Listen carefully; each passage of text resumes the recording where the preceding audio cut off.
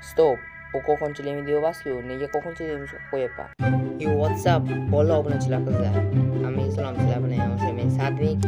Salomlashishimdan birga bo'lsalaring kerak bu video hacker haqida.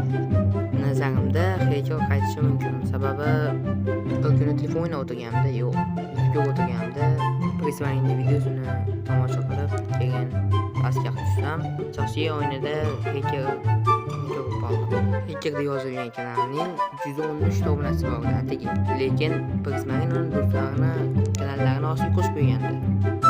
Keyin o'ylab qoldim, agar bu fake bo'lganda, ya'ni hacker bo'lmaganda, Prismaning uni do'stlar qatoriga qo'shar. Mana Prismaning ko'rib turganingizdek qadrdonlar degan o'yinaga uni qo'shib qo'ygan.